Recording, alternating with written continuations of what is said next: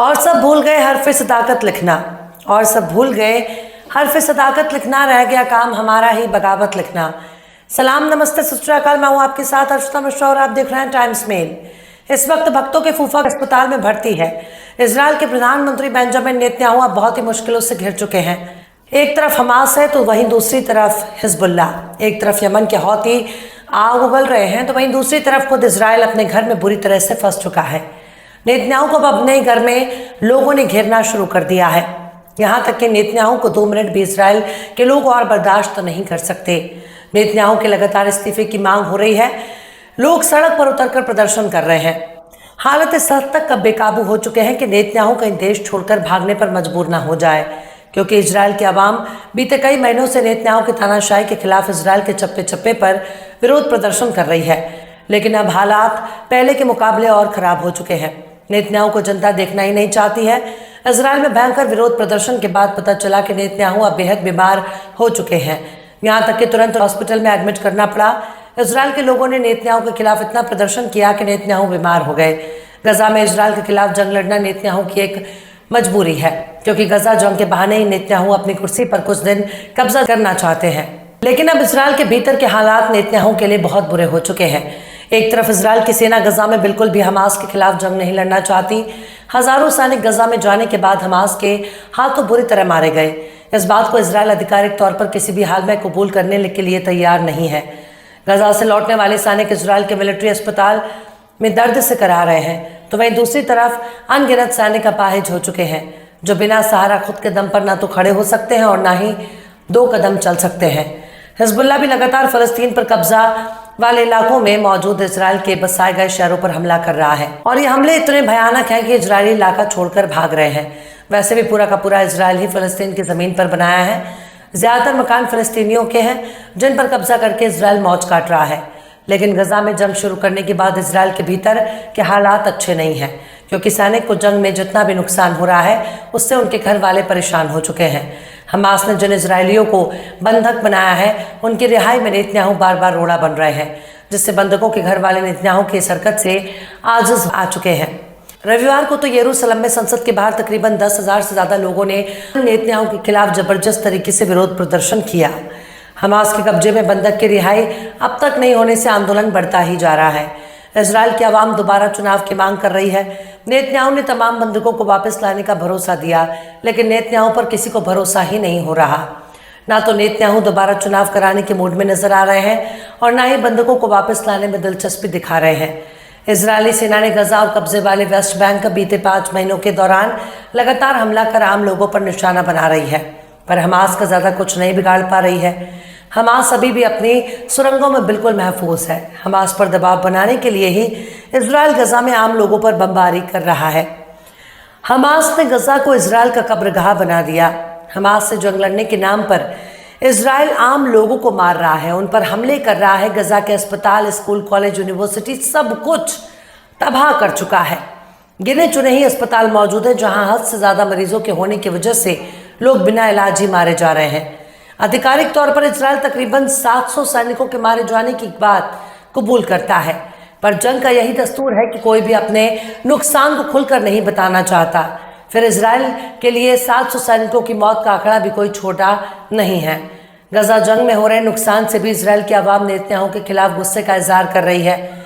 Israeli media का दावा है कि तकरीबन 10,000 लोगों ने आंदोलन में हिस्सा लिया। ये लोग नारे लगा रहे थे कि चुनाव तुरंत होने चाहिए। 7 अक्टूबर को हमास ने जो हमला किया था उसे लेकर पहले ही लापरवाही के इल्जाम लग रहे हैं, क्योंकि इस हमले में तकरीबन 1200 लोग मारे जा चुके हैं। यहाँ तक कि इजराइल में घुसकर हमास ने 250 लोगों को बंधक बना लिया। जंग के लंबे खिंचने की वजह से गठबंधन सरकार में भी मतभेद पैदा हो रहा है। इजराइल में नेतन्याहू की सरकार के खिलाफ इस हद तक विवाद बढ़ चुका है कि इजराइल में हर नागरिक को सेना में कुछ वक्त के लिए नौकरी करना जरूरी है, लेकिन यहूदी धार्मिक शिक्षा पाने वाले छात्रों को सेना में जाने से छूट दिए जाने से विवाद बढ़ गया। इजराइल में दशकों से ये बहस का मुद्दा बना हुआ है और इस पर सुप्रीम कोर्ट में भी चर्चा चल रही है।